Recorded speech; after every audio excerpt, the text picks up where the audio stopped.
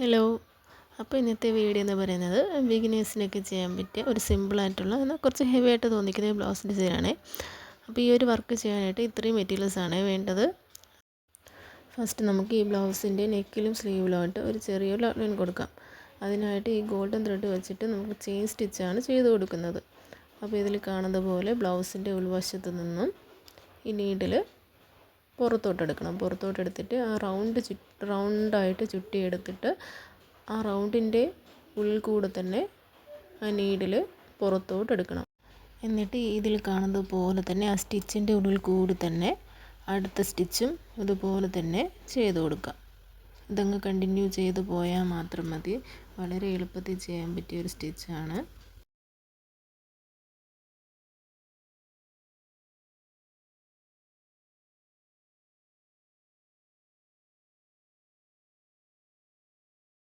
ഇതിപ്പോൾ ഡബിൾ സ്റ്റിച്ചായിട്ടാണ് ചെയ്ത് കൊടുക്കുന്നത്. അപ്പോൾ ഈ നെക്കിലും സ്ലീവിലും എല്ലാം ഇതും കംപ്ലീറ്റ് ആയിട്ട് അങ്ങ് ചെയ്ത് കൊടുക്കാം.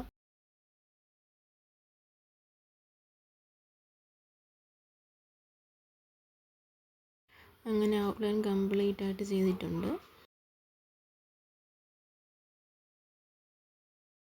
അതിനുശേഷം ഒരു ഫ്ലവർ ചെയ്യുന്നത് പോലെ ഈ അടയാളം ചെയ്ത ഈ സെൻറ്ററിലേക്ക് ഒരു റൗണ്ട് ബീഡ് വെച്ച് കൊടുത്തിട്ട് നല്ലപോലെ ലോക്ക് ചെയ്ത് സ്റ്റിച്ച് ചെയ്ത് കൊടുക്കണം. എന്നിട്ട് അതിന് ചുറ്റുമായിട്ട് ഈ 2 കട്ട് ബീഡും ഒരു സീക്വൻസും സ്റ്റിച്ച് ചെയ്ത് കൊടുക്കണം.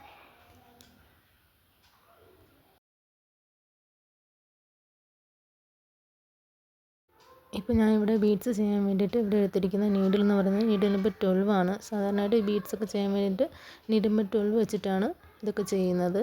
അതുപോലെ തന്നെ നമ്മൾ ഏത് കളർ ബ്ലൗസാണോ എടുക്കുന്നത് ആ ബ്ലൗസിൻ്റെ സെയിം കളർ ത്രെഡ് ആയിരിക്കണം നമ്മൾ ബീഡ്സ് ചെയ്യാൻ വേണ്ടിയിട്ട് എടുക്കാൻ. അപ്പോൾ ഫ്ലവർ എല്ലാം ഫില്ല് ചെയ്തതിന് ശേഷം അതിൻ്റെ ഇടയ്ക്കായിട്ട് റെഡ് കളറിലുള്ള 2 കുന്തൻ സ്റ്റോൺ ഇങ്ങനെ ഒട്ടിച്ച് കൊടുക്കുന്നുണ്ട്. അപ്പോൾ ഞാൻ ഇവിടെ കോൺട്രാസ്റ്റ് കളറായിട്ടാണ് ചെയ്യുന്നത്. നിങ്ങൾക്ക് വേണമെങ്കിൽ ഇഷ്ടമുള്ള കളർ എടുക്കാം. അപ്പോൾ ഇനി ഈ ഒട്ടിച്ച് കൊടുത്ത സ്റ്റോണിൻ്റെ മുകളിലായിട്ട് 3 ഷുഗർ ബീഡും ഒരു സീക്വൻസ് വെച്ചിട്ട് 2 ലെയറായിട്ട് ഇതിൽ കാണുന്ന പോലെ അങ്ങ് സ്റ്റിച്ച് ചെയ്ത് കൊടുക്കാം. ഇതുപോലെ ചെയ്ത് നമുക്ക് ഈ നെക്ക് ഇങ്ങനെ കംപ്ലീറ്റ് ചെയ്തെടുക്കാം.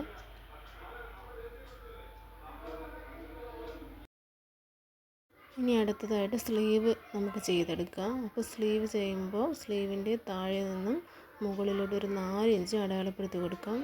എന്നിട്ട് സൈഡിലേക്ക് ഒരു 2.5 ഇഞ്ചും അടയാളപ്പെടുത്തി കൊടുക്കാം. അപ്പോൾ ഈ അടയാളപ്പെടുത്തി കൊടുക്കുന്ന പോയിൻറ്റുകൾ തമ്മിൽ ഒന്ന് ചരിച്ചൊന്ന് വരച്ച് കൊടുക്കാം.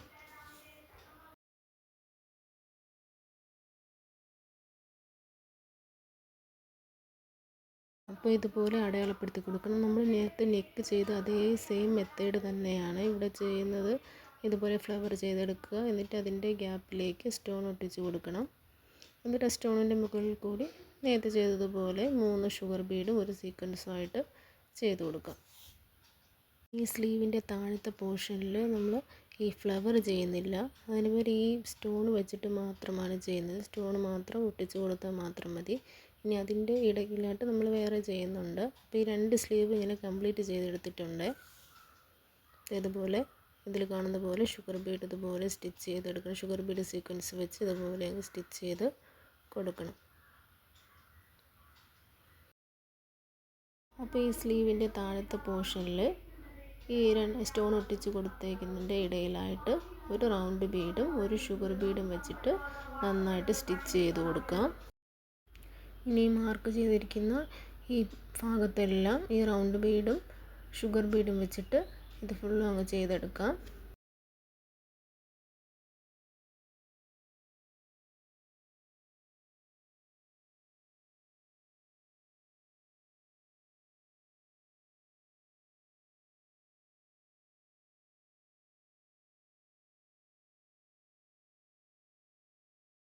അപ്പോൾ ഇനി ഈ സ്ലീവിൻ്റെ ഇടയിലുള്ള ഗ്യാപ്പ് ഫില്ല് ചെയ്യാനായിട്ട് ഈ മാർക്ക് ചെയ്തേക്കുന്ന ഭാഗത്തേക്ക് സെൻറ്ററിലായിട്ട് 2 കട്ട് ബീഡും ഒരു സീക്വൻസും പിന്നെ അതിൻ്റെ 2 സൈഡിലായിട്ട് 3 കട്ട് ബീഡും ഒരു സീക്വൻസും വെച്ചിട്ട് നന്നായിട്ട് സ്റ്റിച്ച് ചെയ്തെടുക്കുക. ലോക്കിട്ട് തന്നെ ചെയ്തെടുക്കണം.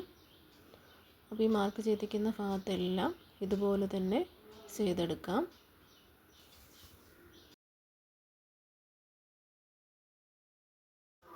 അപ്പോൾ 2 സ്ലീവും ഇവിടെ ഇതുപോലെ സ്റ്റിച്ച് ചെയ്ത് കഴിഞ്ഞിട്ടുണ്ട്. അപ്പോൾ ഏകദേശം 2 ദിവസമൊക്കെ മതിയാവും ഇതുപോലൊരു വർക്ക് ചെയ്തെടുക്കാനായിട്ട്. അപ്പോൾ ഇങ്ങനെയാണ് ഈ ബ്ലൗസിൻ്റെ ഫൈനൽ ലുക്ക് വരുന്നത്.